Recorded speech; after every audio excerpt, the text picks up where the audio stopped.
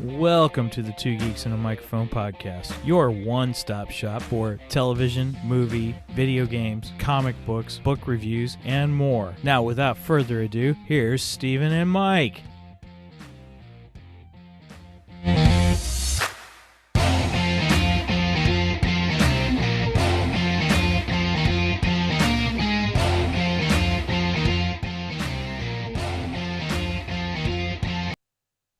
So who talks first? You talk first? I talk first.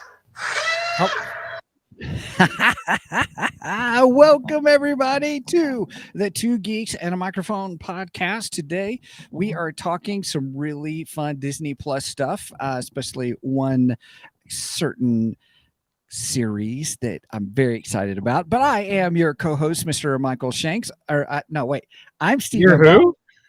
With Michael Shanks. Mike, say hey to everybody so we know who's who. Good morning to all you geeks out there in geekdom land. I think I'm Michael Shanks and he's Steven.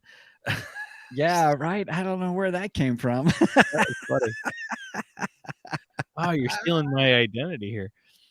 Something like that. Oh my goodness. Yeah, we're just always having fun here at the show. Just just making all kinds of blunders, but having a great time along with it. You're not buying things on my charge card, are you?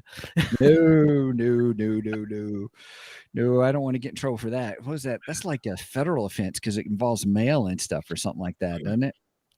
Well, I think it is a federal offense. I don't know. Anyway, that's okay. So, all right, everybody. Hey, welcome to the show. Pretty excited. We are talking about Disney Plus's Hawkeye, episode 6, the finale. Now, I will say, I've said this earlier in our episodes that each episode seemed to get better than the one before, and for me personally, that is no exception. The finale I thought was fantastic. I did too. It was really good. It was really, really good. In fact, I think this might have been my favorite episode of the season. Agreed. You know what? I think I'm going to end up saying the same thing. Yeah. This was my most favoritists. Let's put it this way. When I finished watching it the other night, I was almost like, yeah, let's go live now. Right. I was ready to talk about it right then. I was like, yeah, this was great. Yeah, a lot of it fun. was really good. A lot of fun. It was really, really, really, really, really good. I really liked it. So I'll tell you. So first, everybody, as we normally do, and if you're just catching us for the first time, thank you so much for joining us here on Two Geeks and a Microphone. Our website is twogeeksmike.com, the number 2 geeks, plural, Mike, MIC.com. Normally what we do is we kind of give our rating for the show, and then and talk briefly about it. Try to do no spoilers, but it's real brief because we really do talk spoilers through the whole show. So if you haven't seen it yet, there'll be a point in the show where we'll give you a heads up saying, warning, we are now talking spoilers. So, but right now we're just going to give our reviews, our quick reviews, our scoring, and we always have fun with that, and then kind of go from there. All right, Mike. Anything else I'm missing on that? I don't think so.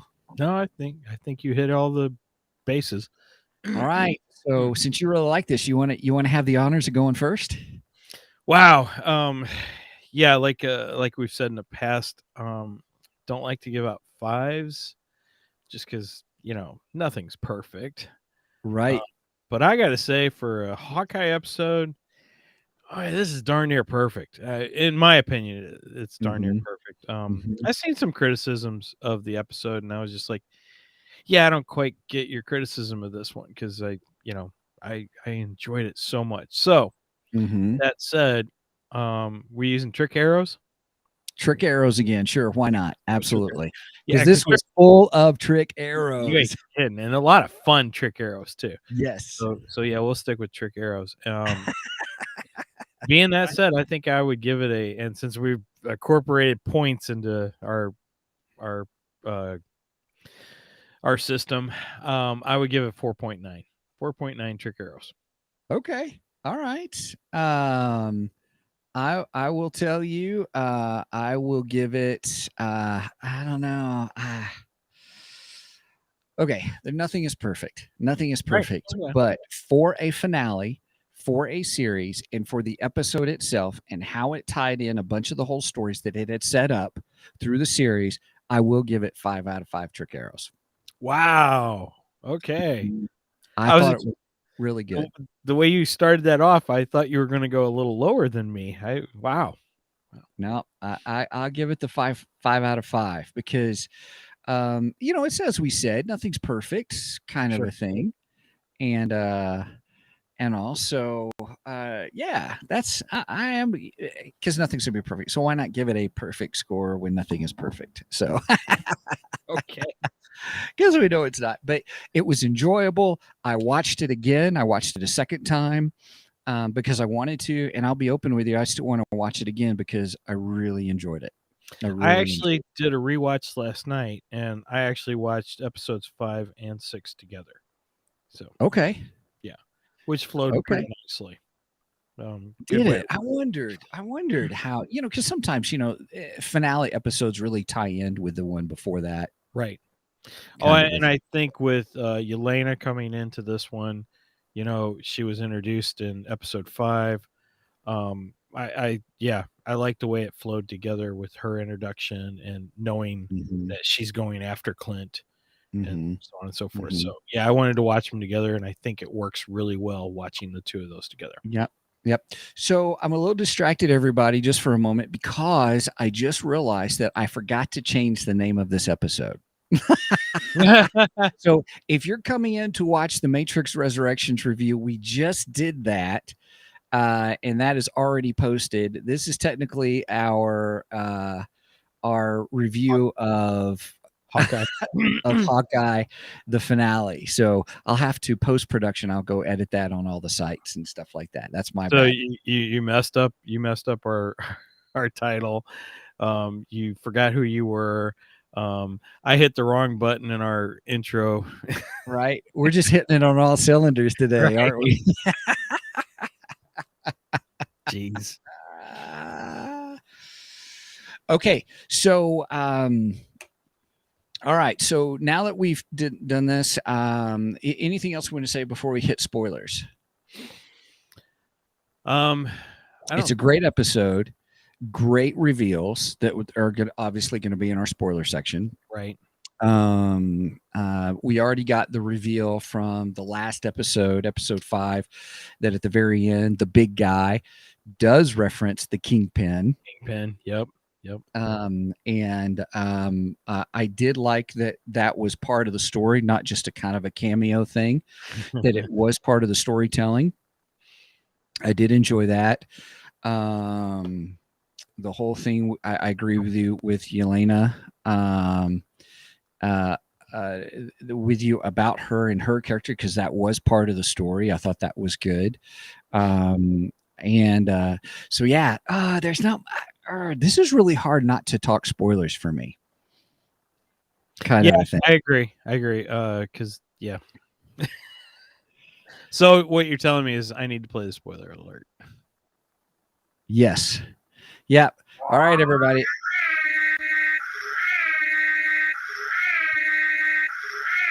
Right.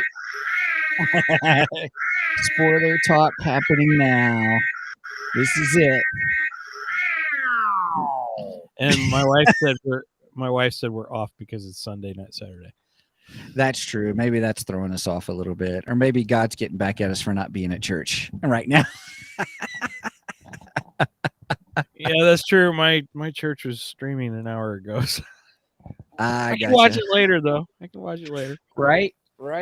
Yeah, I'd probably do the same. It's all good. All right. So All right, let's talk about our favorite parts in this. Obviously, I have a lot of favorite parts in this whole thing. Man, yeah. Gosh, So this whole episode was my favorite part. right. I really Let's talk enjoyed about let's talk Kingpin, because that was the big reveal in episode 5, and now we get into episode 6. What I'm really curious about your thoughts about Kingpin, because I know you enjoyed immensely Daredevil, the Netflix series Daredevil. Kingpin continues to be just awesome as he was in Daredevil. I think his portrayal is spot on. He's just perfect. He is Who's so the actor perfect. again? Vincent D'Onofrio. D'Onofrio. That's correct. If I'm saying that right, but Right, yeah. I think he did fabulous. Oh my gosh. And when she starts shooting the arrows at him and he's just like pling, pull them out. Yeah, I was like, who is this guy? Yeah, like a BB just hit him. Like, yeah, whatever. right. I loved it. I absolutely loved it. So good. Yeah, it was great, and the fight sequence on that was really good. I did enjoy the fact that with the Kingpin, you got to see him as he was in the Netflix MCU.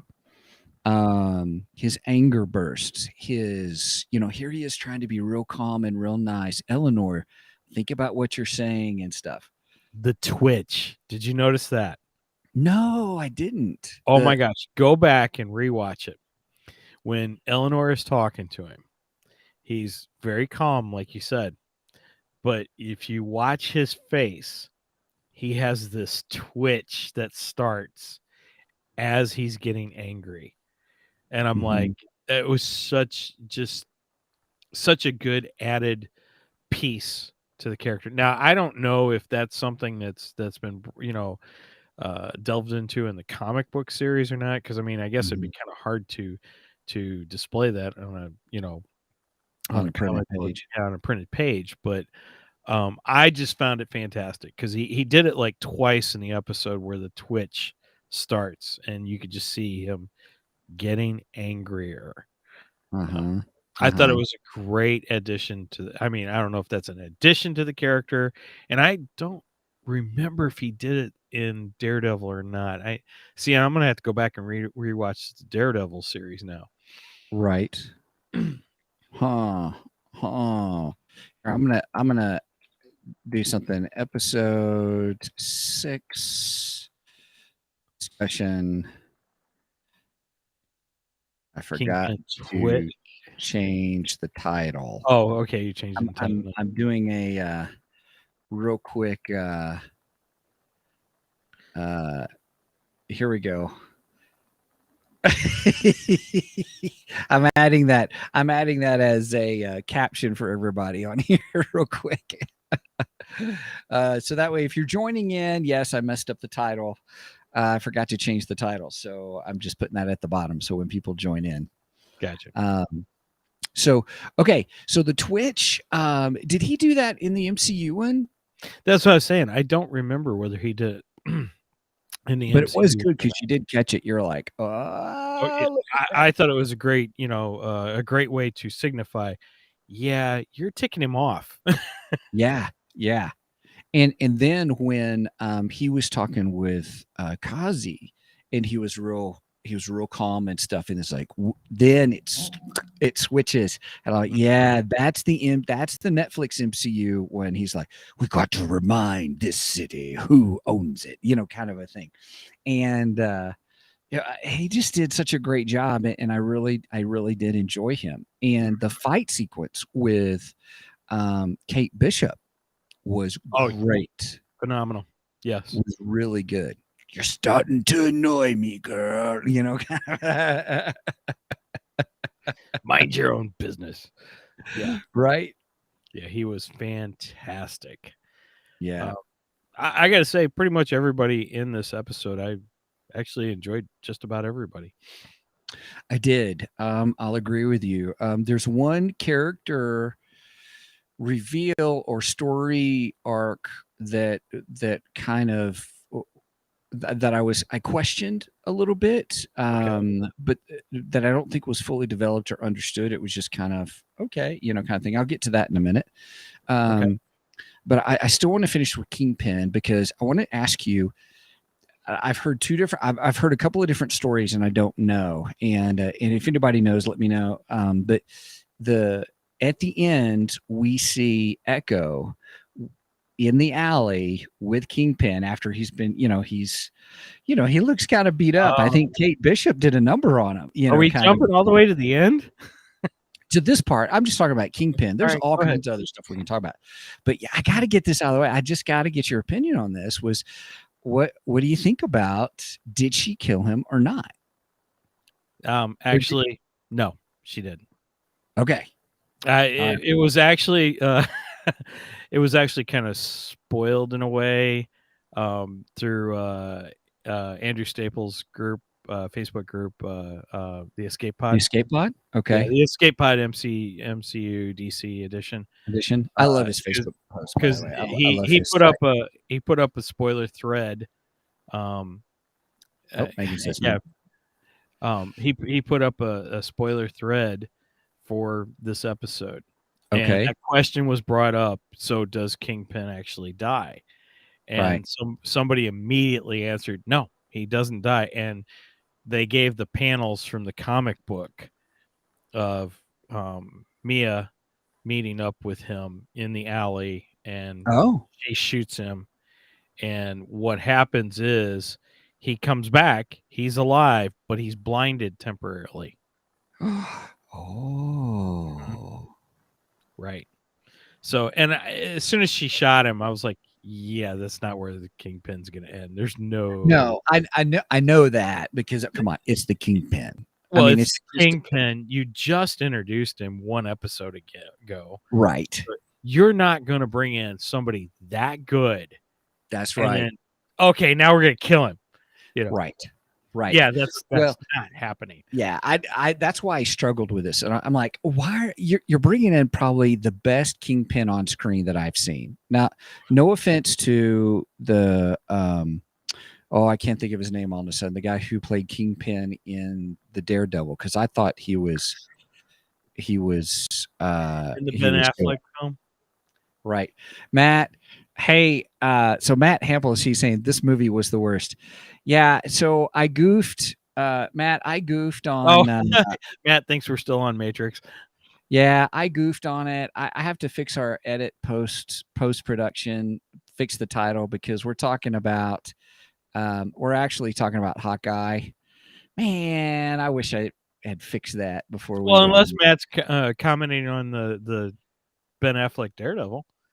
Oh, that's true. I was thinking delay, so maybe not and stuff. So the Daredevil, yeah. So Clark Duncan, Neil, was it Neil Clark Duncan? Is it? Oh man, I can't remember. But he did a great job as Kingpin. But Vincent D'Onofrio's version of Kingpin, I think, is the best. And I agree with you. That's why I struggled with it at the end. You're not gonna. Can you really kill him off at the end of this? I'm like, no. Wait a minute here. Okay, now any other character for her to just pretty much point blank shoot them, yeah, I would say for most other characters anyway, I would say yeah, they'd be dead. But we're talking Kingpin, the guy who just flings off arrows off of himself, who withstood the car. So everybody, Matt Hampel said, that Daredevil isn't real. Agreed, Matt. Agreed. Yeah, I completely lost track of where I was at with Matt. With that, you're not going to shoot someone point blank, right? I mean, we watched him get run over by Kate's mom, pretry much. He survived that, right. And then we see him survive the explosion too. So of all those different arrows, trick arrows, right? I think if you take all of those in consideration, it's not out of scope for him to survive being shot point blank. So yeah. Well, it is Kingpin. If you're not familiar with Kingpin lore, he is big. He's bad. and it's tough to bring him down, kind of a thing. So yeah. And they can't really portray him in the TV show the way they do in the comic books. In comic books, he's massive. I mean, Yeah. he's got this huge body and little tiny head, and he's kind of funny looking in the comic books, Right. but he's also they say that he's just total muscle, and people look at him and think he's just this big fat guy, but Right. he's not actually really fat. It's just all pure muscle. Yeah. So when you take all that in consideration, I think it's fair to say that he survived. Yeah. Well, Matt's saying as long as it wasn't a headshot, they can bring him back all kinds of ways. Sure. So how was it in the comic? In the pen, did they say? Was it I guess they don't really say. I don't think I don't remember. I'd have to go back and find the panels again. Yeah. But it does set up the show for Echo. I mean, realistically, because I would assume that he would be the big bad in Echo, possibly. Well, yeah, I think these last few episodes have been a backdoor introduction or backdoor. Yeah, what do you call it? Introduction to Echo to Mia. Yeah, which I think will be really good. I do. I am looking forward to that. I don't know when that releases or anything. Hang on a second. Echo, stop. Oh, I was trying to avoid saying yeah. Mia. We'll just say Mia, so that way it doesn't activate your Amazon. That's funny. See, I used to have it set as computer, and then you and I kept saying computer a lot, and I kept activating it. So then I changed it to right. Not anticipating that character, and now here we are. Anyway, so we should probably go back to the beginning of the episode since we jumped. We will. We were talking about. I mean, it brought in Kingpin. We were so excited at the end of episode 5, and I thought they did him justice, for lack of a better term. They did him well in episode 6, and I think for me, that was one of the many highlights of this episode, of the finale for Hawkeye. Agreed. And we got more that we can talk about later. But yes, okay, let's go back to the beginning. Okay. Go ahead. What do you want to talk about? Come on. I'm excited. Let's get it all in. So, we come in. Kate has revealed that her mom has actually hired Yelena, which, I love Yelena. I think she's so good. Yeah. There's parts of me that are getting to the point where I actually like Yelena better than I do Natasha. That might be sacrilege. Might be sacrilege, but I really like her a lot. It's Black Widow 2.0. She's such a fun character. She's so good. She is. And oh my gosh, I loved it when she comes into the party. And she comes walking in, and they're like, "Coat check? No, thank you." Yeah. It's like, and I'm like, yeah, that's because she don't want to reveal who she is just yet, Right. So yeah, I love that character. Fantastic. Yeah. My wife says she likes her better too. Yep. That's funny. Oh gosh. So now I always thought that was I thought that was Megan that was on, but that's your lovely bride, isn't it? Yeah, it's Mrs. B.S. Shanks. Oh, I guess if I could read that would work better, right? And her accent. She loves her accent too.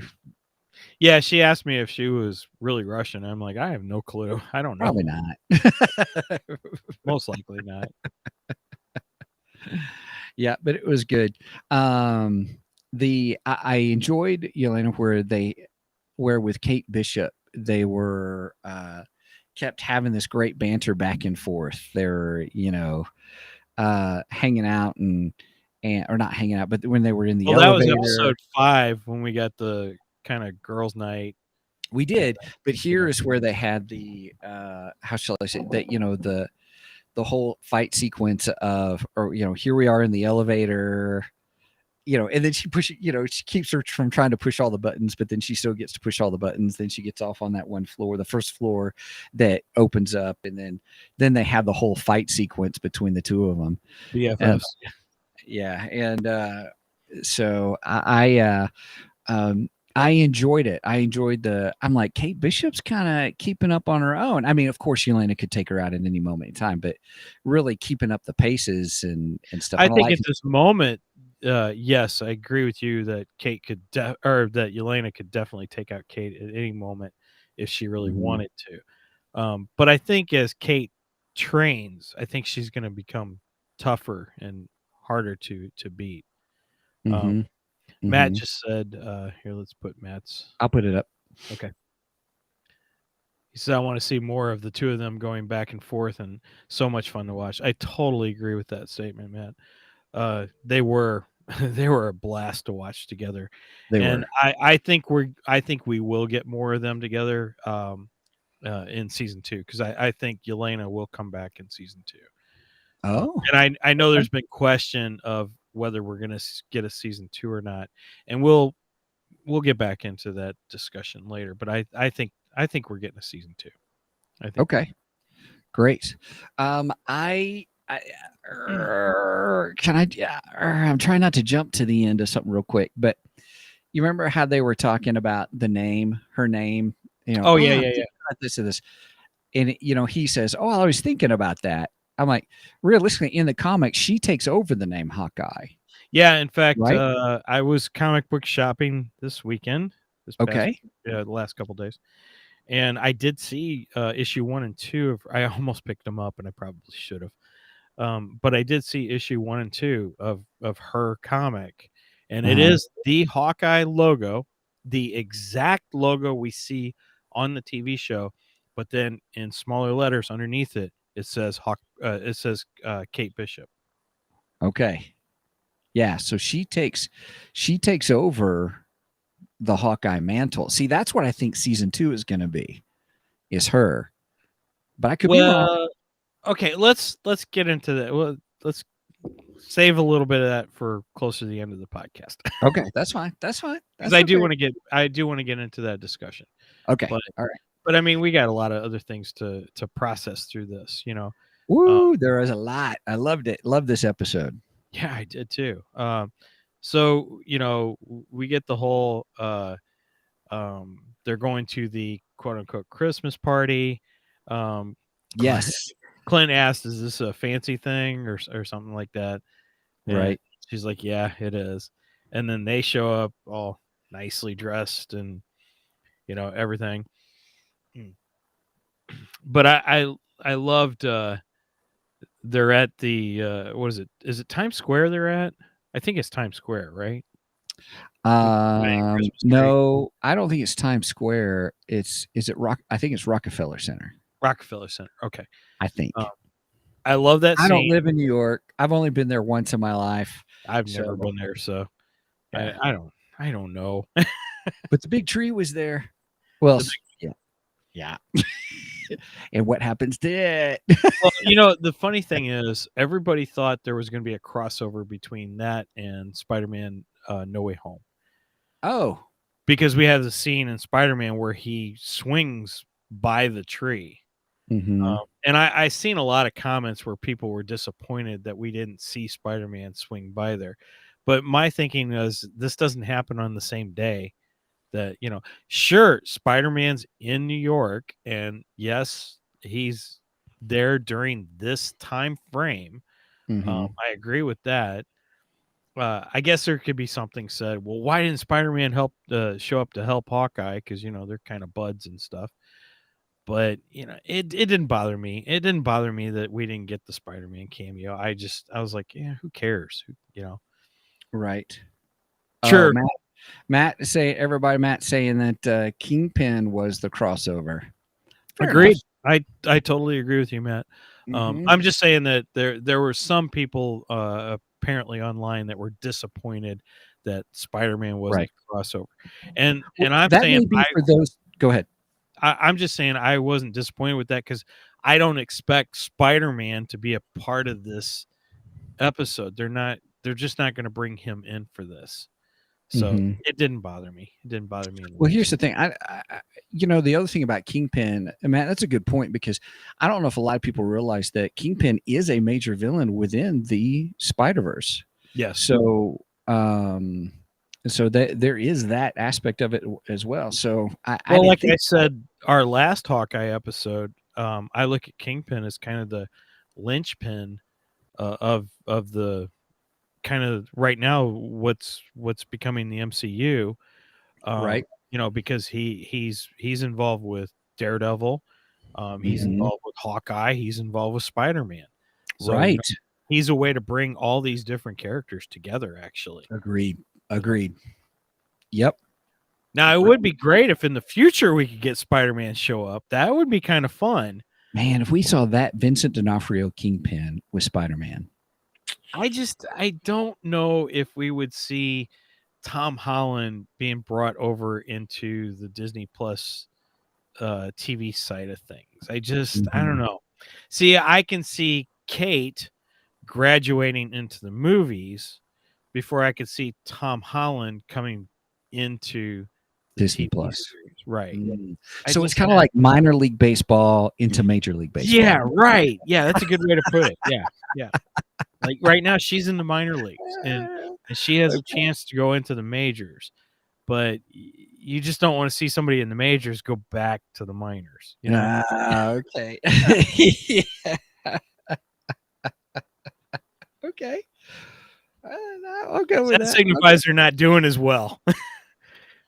I don't think we can say it's about Spidey in any sense. Right. I'll never forget that now. Disney Plus MCU is the minor leagues. Excuse me. And then the major leagues are totally the films and stuff. Interesting. Okay. All right. I like that. But Yelena was in Black Widow. So right, but Yelena more of an introduction of a character, supporting character. Okay. All right. I think they're using Yelena different. I think she was a supporting character in a major film, which made her in my opinion a bigger character within the Disney Plus TV series. You know what I mean? So I guess that kind of throws out my whole theory of they're not doing so well if they came down from the movies to the oh well. All right. That's all right. Well, hey everybody, here's Matt says, where would you put Eternals? Trash. I have not seen Eternals. I have not seen Eternals either. I am waiting till it hits Disney Plus in about 2 weeks, I think. I think the 12th. January 12th it hits. It hits Disney Plus. So then we may or may not do a review. I think we'll watch it and make our decision whether we're going to do a review on that one. I'm seeing a lot of bad press on Eternals. It'll be interesting. I've heard it's the worst MCU film. That's what I've heard. So that's what I've heard too. But I can't say that's true because I haven't seen it. So yeah, I'll have to take your word for it, Matt.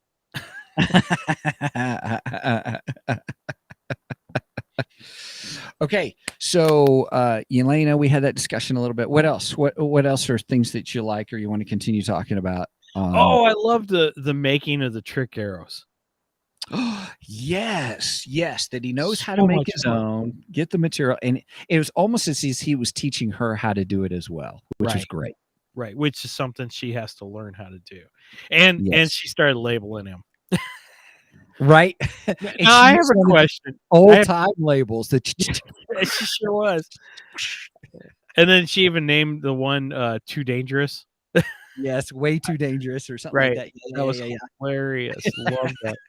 And now I have a question. Yeah. So they carry their arrows in their quiver on the back like any archer would. How in the world is she going to see those labels? I mean, right. That I is don't know. something that's unique to the whole, even I would say not only just Hawkeye, but Green Arrow universe Sure. Right. is as archers, how do they know? Are they able to feel them? It's like they have I almost said Morse code, but Braille. They have Braille, on them, so they know. Okay, not that one, not that one, not that one. See, my thinking was they know where they put each one of them, so they They're kind of so know where used to to grab. reaching back. There's so Right. thousands and thousands of reaching back. They know which side it may be in. Okay, all right. I don't know. That's the only way I can justify that. When I used to play golf, because I'm terrible at it, it was always going into my bag going, okay, no, not that one. No, not that one. No, not that one. Even though I had different specific spots in my golf bag for which, okay, driver's here. Here's Maybe you should have labeled them like Kate did. Right. Right. And this is the too dangerous one. These are the two dangerous ones. Right. And I loved how we saw the Stark Industry tips and the PIM tip. Right. They had special containers for those arrowheads. That was awesome. Right. It was good. So yeah, that was another area I really, really enjoyed. Because I thought that was great for her training. Yeah. Well, I think overall it was fine. Oh, the whole series. It was so great. The storyline of the trick arrows through all of these was fantastic. I'm glad they introduced it. I'm glad it became part of the story. And I'm glad this last episode, you're right, they showed, that we have to take time to make these, right. kind of the thing. That was good. Really good. It was good. It was good. I was so glad to see that. Now, let's talk about the trick arrows in the big fight sequence. They're on the ice, on the tree and stuff. Oh, so much fun. It was so much fun. And to see them use all the different kind of arrows and right. And you got to see again, you got to see Clint he wasn't even looking, reach back and shoot an arrow. Yes. It was a great shot earlier on with the fight inside the old KB toy store with the Russian guys with the tracksuit. That wasn't KB Toys. That was AO. How do you say it? AO Schwartz or whatever. FAO Schwartz. No, FAO Schwartz. No, it was a KB Toys. No, it was FAO Schwartz. Okay. And it has the iconic piano keys because Kate stepped on them. Well, but even KB Toys had. They even said it was FAO Schwartz. I'm going to fight you on this one. All right, I'll go back and look. Well, okay, you just everybody. Say KB because you worked for KB. I did, but it was FAO Schwartz. FAO Schwartz is big in New York. Okay, so, fair enough. Fair enough. Sorry, the gauntlets are on. We're going to come back, everybody. Watch for. We're fighting over a goofy detail, but we are. That's who we are. We're geeks. That's right. So okay, so we got to see that maneuver, which was great, which was kind of fun to see that. What about what my favorite trick arrow? Again, was the PIM arrow, the PIM Technologies arrow. That was the. Brenda, FAO. Okay. All right. FAO Schwartz. I got you. My wife's defending me on that one. Thank you. Right. She says FAO. So, all right. So then, I do want to. My favorite. The first time he uses the PIM arrow in it, and it made the other arrow super big on the bridge, right? And stuff like that and all that. And now we got the one that shrinks it. Shrinks him. It shrinks the truck that was coming in on him. So we had the bros, the tracksuit gang, and they're in the Call Bro moving company, which I love the name of that company. That's hilarious, right? Or Hire Bro or something like that. And then he shoots. I don't remember if he shot it or she shot it, but one of them shoots it, shrinks the truck down to a little bit bigger than Hot Wheels size. Right. Right. And then we get the owl swoop down and take it away. Right. And I loved when Kate looks at Clint and she goes, "What's going to happen to it now?" He goes, "I don't know. I guess I'm going to have to ask Scott." Right. Oh That was gosh. Right. great. It was so funny. It was really good. Yeah. Here's the thing, the owl comes down. Now, somebody said the owl is more significant than we realize. Have you heard that? I haven't heard that, but I kinda got that feeling too. It just seems like there's some kind of symbolism there that I'm missing. Mhm. Of Mhm. course, I don't know if it just means that Ahsoka's coming into this or did Dave Filoni, help write this episode? We gotta I Right. can't do a Dave Filoni I wished I could do a Dave Filoni voice. I can't do a Dave Filoni voice. But I could just see Dave Filoni going, "We gotta put an owl in this. We need an owl in here." And Right. then Filoni would wanna put a wolf in there too, so That's true. That's true too. So yeah. So I don't know. Someone mentioned that. Maybe we'll come back to that, or someone may know and put it in the comments and that kind of a thing. And now, there is a character that I wanna know about that we got no information on, that it kinda bugs me. Um, okay. so we had the kid that comes up to Jack, and he's like, "I thought you were in jail." And Jack's like, "Yeah, well, your dad bailed me out." "Well, mom said I get your wine collection."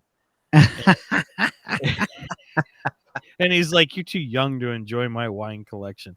"Well, Right. I won't always be young." Um, Right. Right. right. I wanna know who that kid is because he plays some kind of significance. And then when they're trying to clear everyone out, we see, oh gosh darn, I cannot think of his name. The LARPer, uh, the one that Clint was actually staying with for a short Oh, period. right. Uh-huh. Yeah. I can't think of his name, I but can think of his name off the top of my head. he's carrying the kid out on his shoulder, and the kid goes, "Don't you know who I am?" You know, Right. insinuating Right. we need to know we're supposed to know who this kid is, and I have Right. no clue of who he is.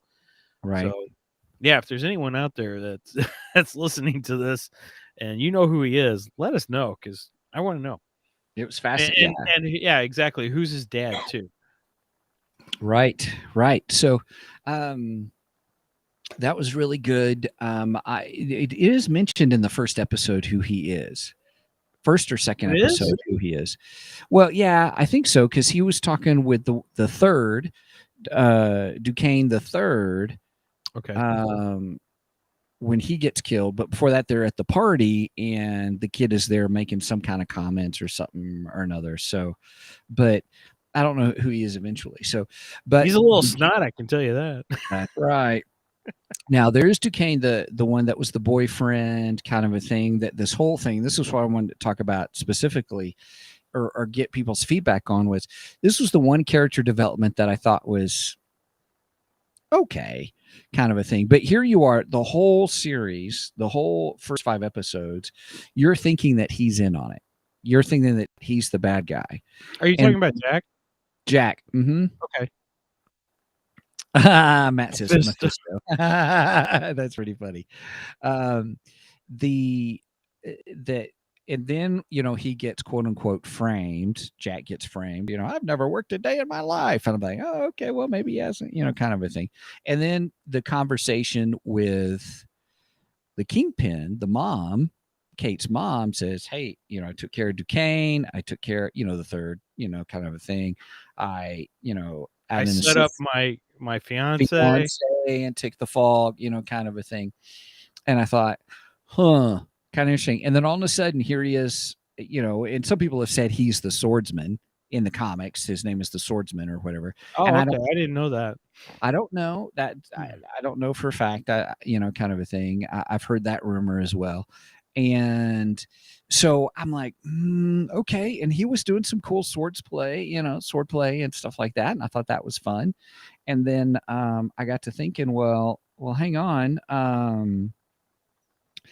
All of a sudden he's a good guy or he's not a good guy, or I gotta admit, when he kind of joined the fight, I looked at Brendan and I go, I'm confused. I don't know who Jack is at this point. That's correct. I don't know if to root for him or against him. And That's I how mean, I at felt. that moment, I started rooting for him because it's like, okay, well, I guess he's on our side now. Right. Which I don't know. I thought it was kind of a fun twist.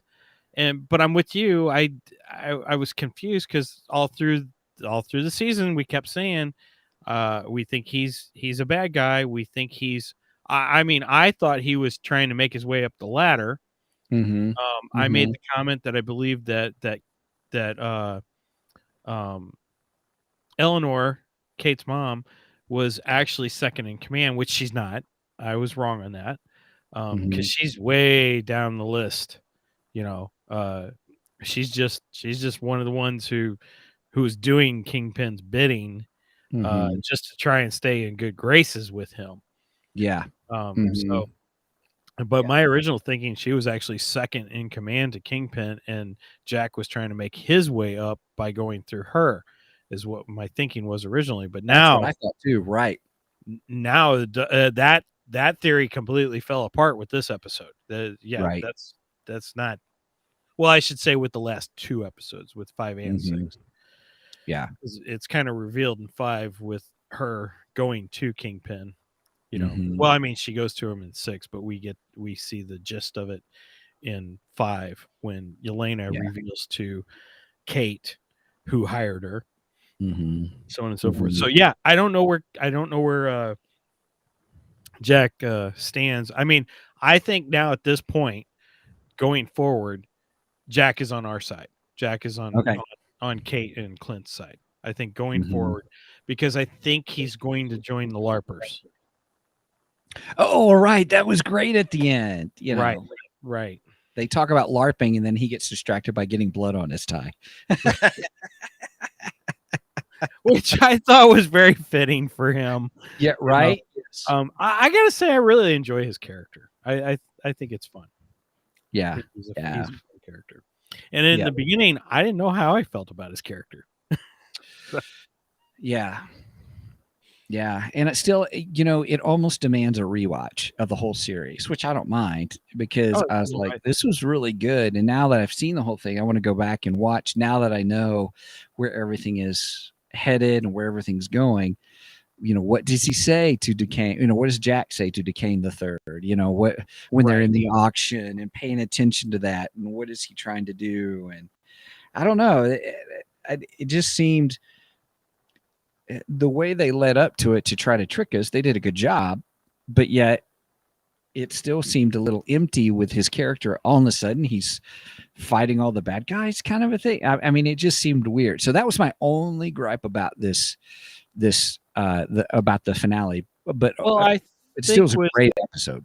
I think with Eleanor revealing to us through talking to Kingpin that she set up her fiance to take the fall, I think that alone just solidifies the fact that he wasn't the bad guy all along. He wasn't. I would like to know more about his past, a little bit more about his past. Where did he come from? You know, especially how good of a swordsman he is. Right. Well, what led up to the training of him being such a good swordsman? Is there something behind that we're not seeing? Right. Exactly. Exactly. But I mean, that's probably purposely left ambiguous. Sure. Ambiguous. Yeah, that's a great word. Yeah, I would say that. Yeah. Well, it helps. $5 ambiguous. That's $4 word. $4 word in there. How about that?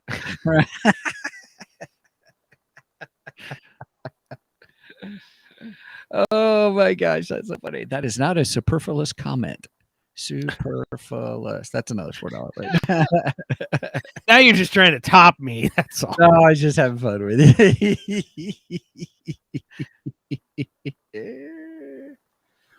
All right. Hey, everybody. Matt is adding to this conversation. Yeah. He's saying that there is a character called the Swordsman that came from the circus and works with Hawkeye in the comics. Okay. All right. I could see some of that parallel. Then maybe they're going to bring him in, the Swordsman, as someone who helps Kate Bishop, I wonder. Yeah, I think that's well, and it still goes to her being Hawkeye. So, which again, we'll get more into that. So, right. Okay. Right. Very interesting. Very interesting. We had almost a Batman moment in this episode too, which I thought was cool. How so? So when they first enter the party, Clint says to Kate, "Look around and tell me our assets and our threats or something like that. What are our threats." threats and what are our assets? Right. And I loved how she goes, "Well, that guy was my boss for one of my first jobs, and he fired me." Right, which was the guy who fired her in the wine cellar. Right. Stuff, which that's Which pretty funny. can you really call that her having a job? I mean, she Right. kind of just stole a uniform, and So anyway, but I thought that was a funny moment. But I love the fact that was the point where you saw all of the LARPers were there undercover helping them.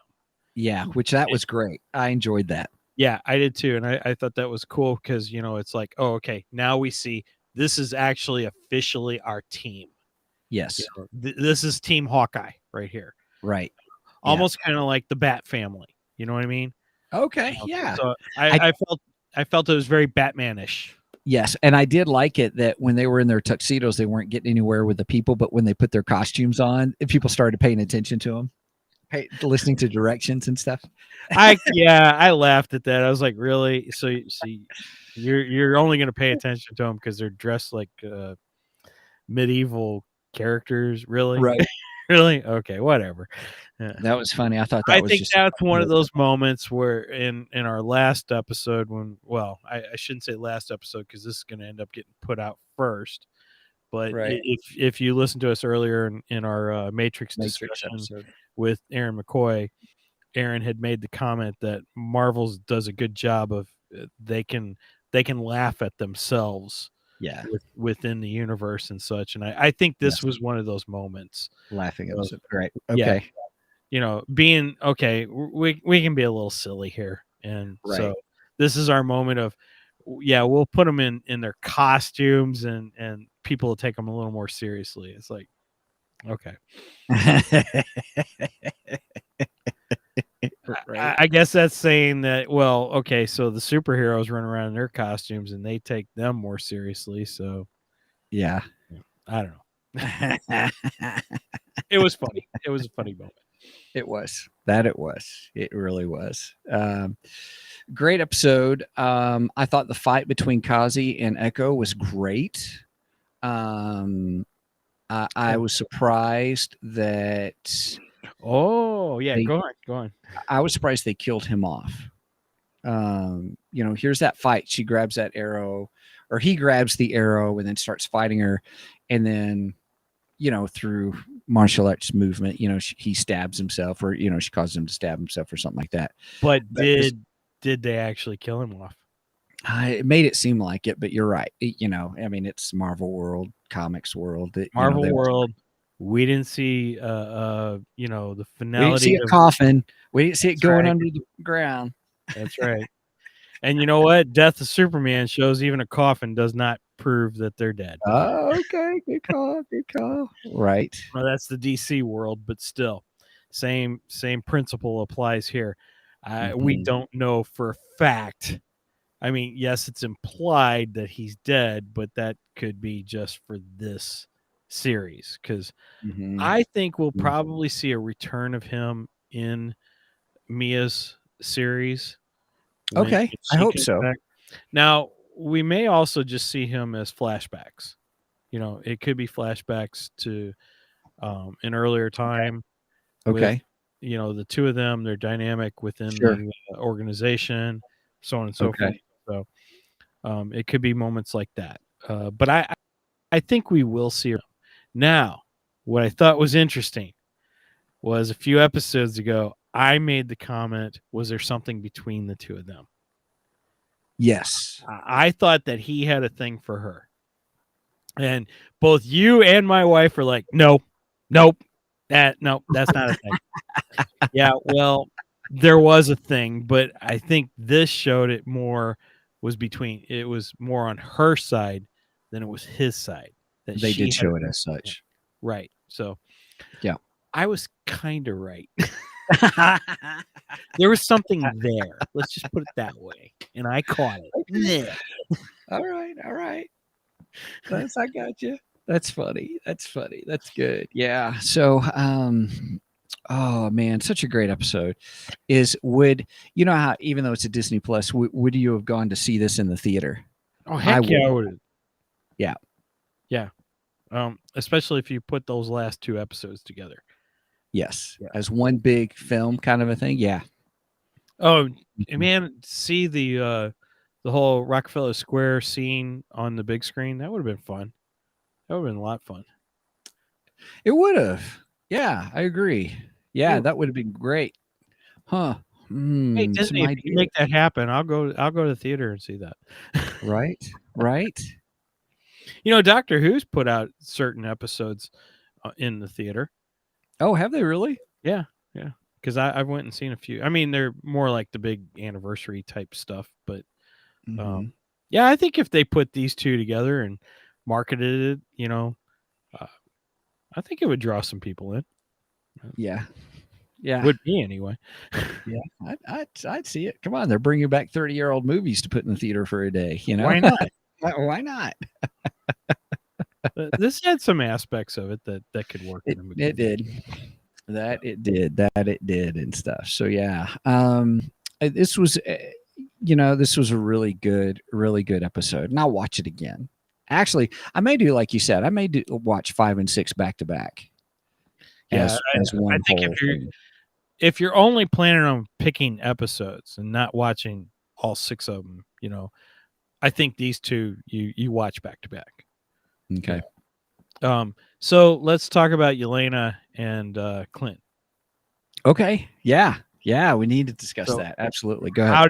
How did you feel about that whole thing? How did you feel with the conclusion of that? That's a great question. You obviously knew, okay, these are, technically Elena's been introduced as a hero. He's a hero. They're, how are they going to, one's not going to kill the other. Right. At what point is she going to come to the realization kind of a thing? And I enjoyed the conclusion of that storyline. I did enjoy their fight. I thought the fight was great. Yeah, it was.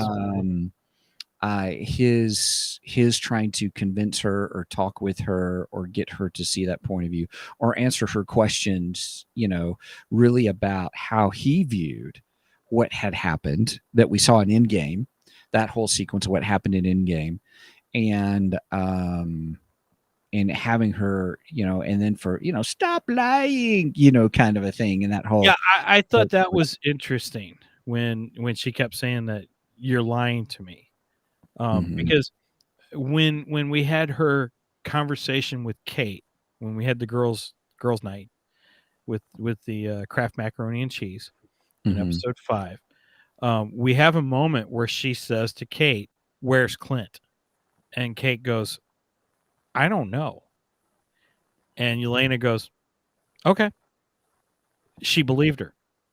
I mean, it's insinuating that Yelena has a very good instinct of when somebody's telling the someone's truth lying and when they're lying. Right. Yeah. So with this conversation with her and Clint, though, does it just show that she's so blinded by her fury that she can't tell, whether he's lying, or is it she just does not want to believe him because she wants to kill him, take him out so that she gets some finality to her sister's death? Because of one of the major themes within this series has been being a tool and being blinded by your own hate. I think you're on. We saw that with Mia. We saw it with Mia, and Clint said it was him. Right. At one point was, that we're just tools. They're using us as weapons. I think even with Kate Bishop and Jack, I think I think even with her was, here is, oh, it's Jack. It can't be my mom. So it must be Jack. And then having to come to the realization through Yelena that it was her mom. So I think with the whole theme behind it, I think you're onto something with that. She should be trained in seeing someone's facial tics or how when they're lying, or be able to figure that out in interrogation. Because we saw that with Black Widow, how she was able to interrogate people to get information. And so, that's a great insight on your part. I didn't think about that. And so, yeah, I think she didn't want to because she was blinded by her own rage. The minute she says to Clint, "You're lying. Stop lying to me." And my first thought was her conversation with Kate. And when she asked Kate, "Where's Clint?" And Kate's like, "I don't know." And Kate really didn't know. She had no clue where Clint went to. Right. And Yelena just accepted. Okay. All right. Right. You could see in her face, she's like, yeah, she's not lying. I know she's not lying. So there's no reason to take this conversation any further. Yeah. But yet her demeanor was totally different with Clint, because I think she's blinded by her own fury, and she wants revenge for her sister's death. So I just thought it was interesting. I thought that was well written for this episode. They did a good job with that. Yeah. And then Clint finally convinces her by doing the whistle. That's what really gets her attention. That's right. Yep. Because she stops and she goes, "How do you know that?" And he's like, which told her they were really friends. They were very close. Yeah. Right. Because she wouldn't just reveal that to anybody. Yeah. They had to be close to her in order for her to reveal her and her sister's little secret, whistle greeting. I don't know what you call it, but right. Yeah, I thought that was great because it just pretty much stopped her in her tracks. Yeah. Yeah, that was cool. So I loved the whole interaction between Yelena and Clint. I thought it was great. And I'm hoping in season 2.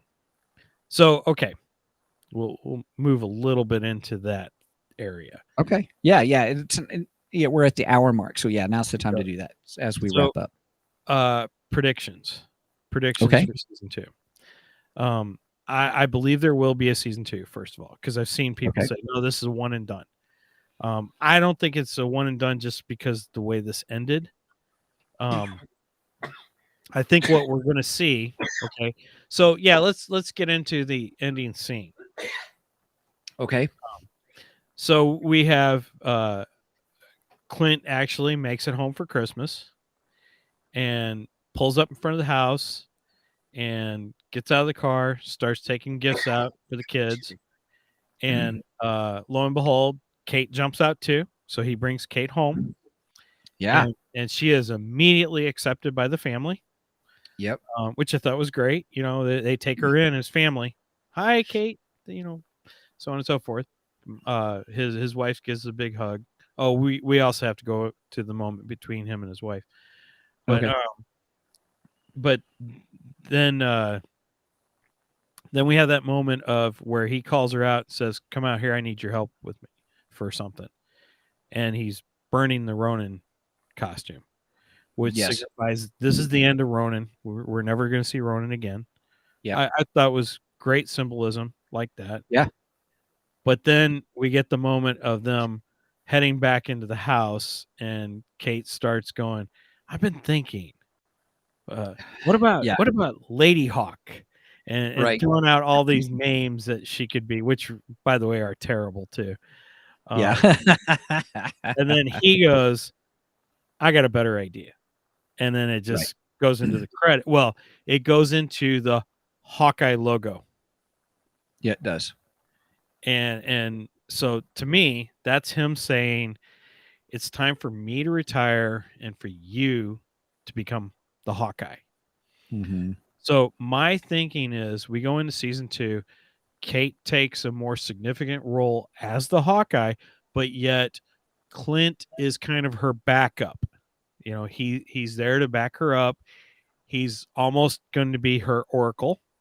Take it back to Batman and Oracle, or Alfred, or I think he's going to play a little bit more behind the scenes, and then maybe from time to time pops in when they need that extra punch, you know.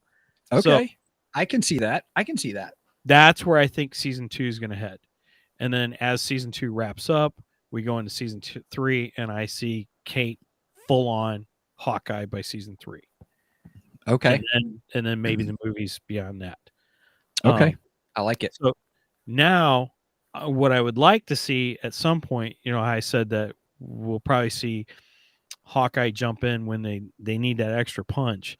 I would like to have an episode where we have Kate, Clint, and Yelena together fighting some adversary. Ooh, yeah, I like that. So yeah, that's my prediction for season 2. Okay. I like it. I haven't really thought of a prediction for season 2 other than that Kate Bishop taking over. That transfer kind of a thing. Well, I'll jump on writing the script.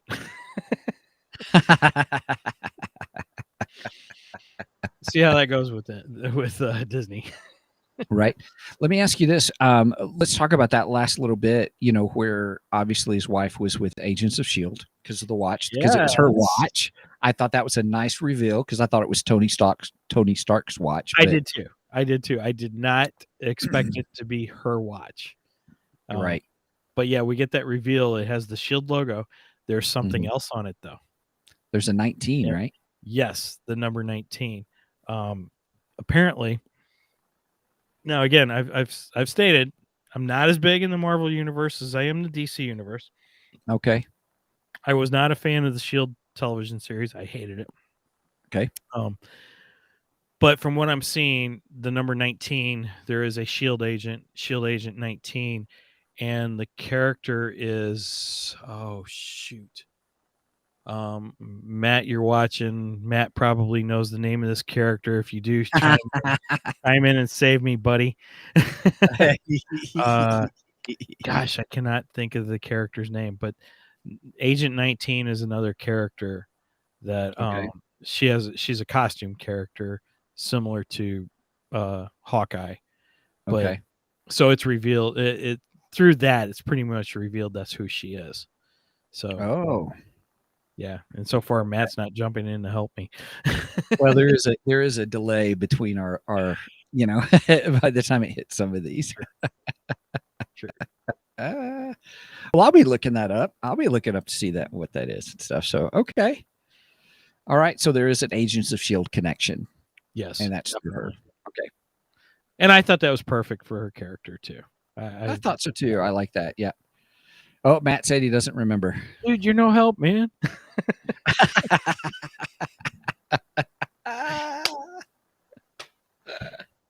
Oh gosh. Hey, everybody, him to jump in and help me.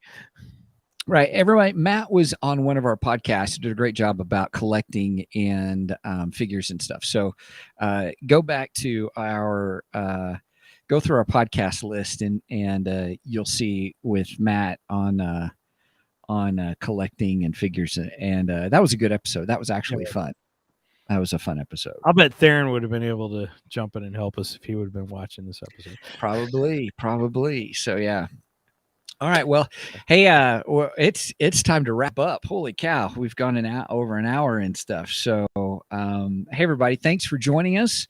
Any last? I don't want to cut you off on anything that you felt like you needed to get out, Mike. I'm sorry, we're wrapping up, but anything else that we probably should be covering? Nothing I can think of. I mean, we talked about Kingpin, his role, and how good he was. We discussed Jack, which I was glad we got into that a little bit because I wanted to touch base on Jack's character. We got in the fact that Clint's wife is actually an agent of S.H.I.E.L.D. Yeah. And I think we hit all the bases that I wanted to hit anyway. Right. Overall, I thought this was a great episode. I think it was the best of the season. Yes. And overall, I think this season is just, this series so far is just great. I loved it. I really liked it. Yep. I think this might be my favorite as far as the MCU or the Disney Plus MCU. Marvel television shows go. I think this might be my favorite. I really liked it. It And is my favorite. I'm not saying that WandaVision. I really enjoyed WandaVision because I thought it was so different from everything else on television.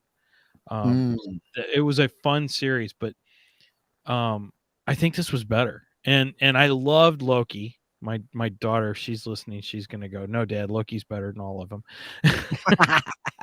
But she loves Loki. And Matt agrees. Disney Plus shows yes. Yeah, I'm not saying it's the best Marvel MCU period. I'm not saying that. I think for the Disney Plus shows, Right. it is my favorite. It is my favorite. But you also know I love Archer stories. So, well, and this, I've made a lot of comparisons to Batman, and you know how big a Batman fan I am. Oh, you're huge, right? Right. So if this compares to Batman, you know I'm in. And that's all I got to say about that. That's all I got to say about that. Well, excellent. Well, everybody, thanks so much for joining us. What a fun show. What a fun show. It was great. So appreciate it. Thanks so much for joining us. If you want to catch us on the web, you can. Our hub for everything that we have is 2geeksmic.com, 2geeksmic, 2geeksmic.com. And then if you want to email us, well, I'm sorry, the website is our hub for everything, for our Facebook page, Twitch page, everything, plus our merch page if you want to check out our merch. And there's our new coffee mug, or our travel mug, excuse me, which looks really good actually. And you can check it out. Also, if you get merch, that does help support us to pay for stuff like this hosting service and all that kind of stuff. If you want to email us with questions or comments or topics that you want to hear from us talk about, show at 2geeksmic.com, show at 2geeksmic.com.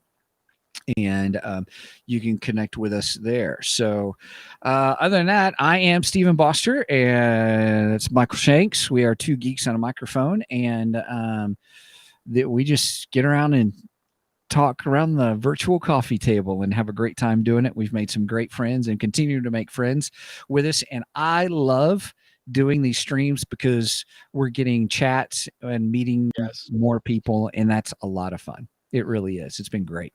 Yeah, if you join in on the live streams, make sure to pop in, say hi in the chat, and if you contribute something, that forwards our conversation, we'll make sure and Yes. So, Mike, when is our next live stream? Because we have normally been doing this on Saturday mornings, and we're changing our times a little bit to move from 8 Central to 9 Central. But we are doing something a little different this week. What is that? Well, this week we have the season premiere of Book of Boba Fett. That's right. Yes. Which I'm not going to say yet because I haven't got 100% confirmation yet, but we are trying to get a guest for the season premiere. So hopefully everyone tunes in to see who that guest is. I was kind of hoping to announce it on this episode, but since I don't have 100% confirmation, I don't want to commit to that yet. So the plan is Wednesday night, December 29th, approximately 5 p.m. Central Standard Time, Stephen. We still haven't got the time 100% nailed down yet. Oh, Stephen, I can't hear you. Did you turn your mic off? We completely lost Stephen, or at least lost his vocals. Nope. Yeah, I hear nothing.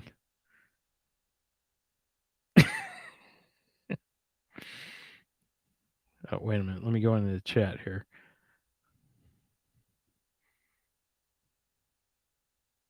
Oh, Steven says his internet's dying. All right. Well, we will make sure and put the time up on our Facebook page and probably on our just on our Facebook page, most likely. So check out our Facebook page. Like Steven says, you can go to twogeeksmike.com and get to our Facebook page. You can get to our Twitter page and everything else. So with that said, I'm going to close things out since Steven apparently is silent. And we will see you Wednesday for Book of Boba Fett. So until then, over and out, and may the Force be with you.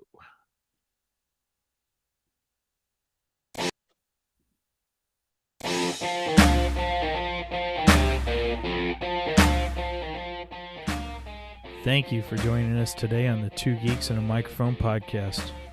Tune in next week when we will have more news and reviews. Until then,